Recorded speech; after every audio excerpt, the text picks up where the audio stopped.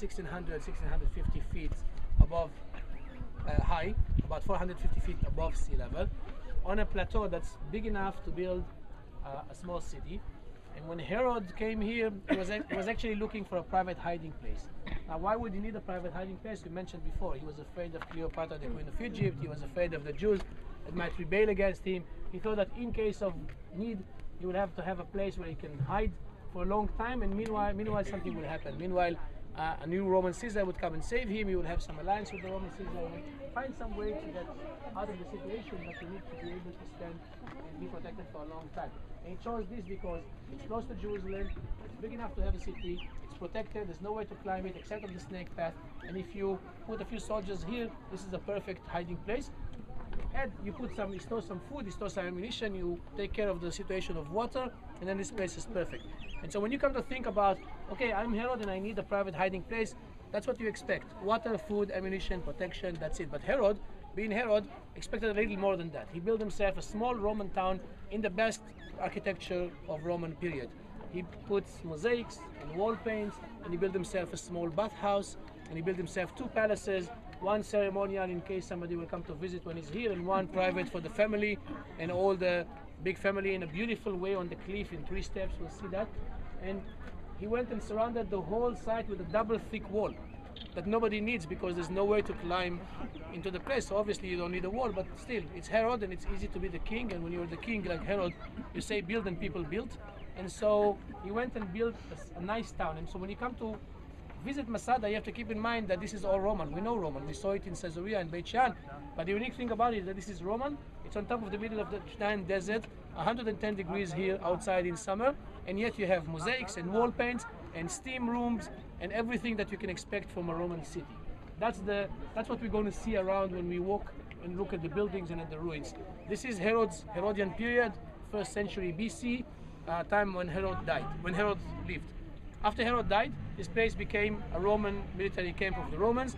The Jews who wanted to fight against the Romans at the year 66 remembered that Herod built this perfect castle that's protected. They came here overnight, they took over those few soldiers that were here and used this place to start the fight against the Romans. They took the ammunition and the supply that was stored here 70 years before by Herod, used it and went to Jerusalem and started fighting against the Romans. The Roman army sent his army. They came from north to south. They destroyed every city. And after Jerusalem in the year 70, they burned the temple, destroyed Jerusalem. All the remains and all the survivors and all the refugees from wherever in Judea arrived here. And towards the year 73, the Roman army arrives here. And this is the last battle of Jews against Romans at the year 73. 967 people on top, men, women, and children. 10,000 Roman soldiers plus 5,000 Roman working troops around in 8 military camps. And that's the Battle of Masada. So you're going to see Herodian buildings and talk about the Battle of Masada that actually happened 70 years later. Then Masada disappeared, identified in the 50s, excavated in the 60s, 61 and 62, the first biggest archaeological excavation in Israel. And Professor Yadin, who excavated here, said that when he excavated, he followed with a guidebook in his hand that was written about Masada, and he realized that the guidebook of Masada was 99% accurate. Who would write a guidebook of Masada before it was even excavated? Flavius. Josephus Flavius, who had a whole chapter about Masada and discussed Masada in details. And Flavius was never here. Flavius was with the Roman soldiers at the valley, and he wrote everything that he heard about Masada. But he was so accurate in details that it almost feels like you have a tour guide book of Masada. Flavius was a very interesting story. I told you Flavius himself was Jewish. Not only that, he was very educated. He was from a family, a family of priests in Jerusalem, aristocracy of Jerusalem. He was educated among the Essenes, among the Pharisees, among the Sadducees, and among the Romans. So he knew everything about everyone in Second Temple period. He was a great soldier. He was the general of the revolt of Jews against the Romans in the north. He fortified the north. He was fighting against the Romans in the north. When the Roman army arrived to his town and everybody surrounded and died, he was the one who stayed last. And instead of, with lots of nerves, he went to the Romans and said, "You don't want to kill me because I'm worth more alive. I can be a Roman historian. I speak all the languages. I know everyone and everything. I'm going to be the Roman historian who writes the history of the wars of the Jews." And he changed his name to be Josephus Flavius.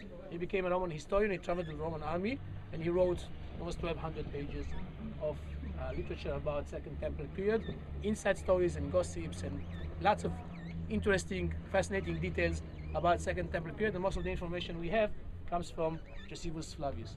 And so when we walk now and look at Masada, a couple of things, two things that you need to understand. First of all, nobody schlepped stones up the snake path to build Masada because it was all taken from here. It's all limestone from the mountain, dug in quarry in the mountain and built around here. Secondly, you see that black line over here? Okay, that's the reconstruction line. Now don't ask me what's original and what's not. Some people ask me, I hope you understand that below the black line is original and above the black line was reconstructed. Okay. Yeah. Okay, but that's obvious, right? Thank you. Below the black line is original, above the black line was reconstructed. The archaeologists who excavated here, they were reconstructing as they excavated, which means they would excavate the building, take the stones that were found underneath and just put them back to create the... So you walk in Masada, just use the imagination to put some white plaster on the walls from the outside, white plaster from the inside, some wall paints on the walls, mosaics on the floors, a little bit of pillars in Roman style, and you get almost a Roman city as we know it. I'll show you examples of things that survived, mosaics and wall paints and so on. The other thing is that and the interesting thing is that Herod had this whole place equipped, built in beautiful style, with mosaics, with palaces, with water, with food, with ammunition, with everything, and Herod never spent a day on Masada. He was just ready, prepared in case Herod will need it, but he actually never needed it. His family spent some time here. But this place was one of the construction projects of Herod, among others, that he built just in case that he will need to hide here. Any questions before we continue? What kind of water source? We'll get to the water source. We'll get to the water source, we'll get to the food, we'll get to pretty much everything in God's way. And now, different kind of stones, everything put together, held with smaller stones without cement, because from the outside and inside you put white plaster and that looks like one wall, but actually inside it's built like this.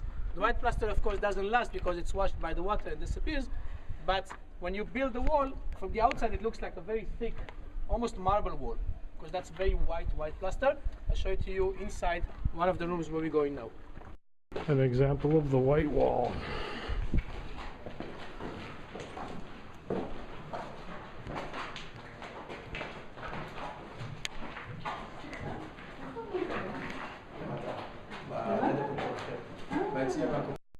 Now this is one room, one hall out of a whole series of halls in an area that used to be the storage place. This was the place where they stored food, ammunition. Flavius says that when the people came here, the Jews came here to start the revolt against the Romans, they found here ammunition new as in the days where Herod stored it, which was there first to start with the ammunition to go fight against the Romans. They also found here food that was preserved very nice over the last 70 years. Everything, of course, dry fruit, olive oil and dates and olives and wine and wheat and all sorts of things that you can store forever. It's a huge complex of storage rooms. We're just in one room. All the rooms were white plastered on the walls, and you have room after room after room of storage places. Now, even the whole structure of Masada shows you how paranoid Herod was, because in order to get to Herod's private palace, which is where the people stand behind the wall, you need to go through the entire site. First to the gate where the soldiers are, the houses that we went with that personnel, the storage rooms, the public area, because this building is the bathhouse, and only then you can get to the private section of Masada. And we're going to see the bathhouse now, the Roman bathhouse.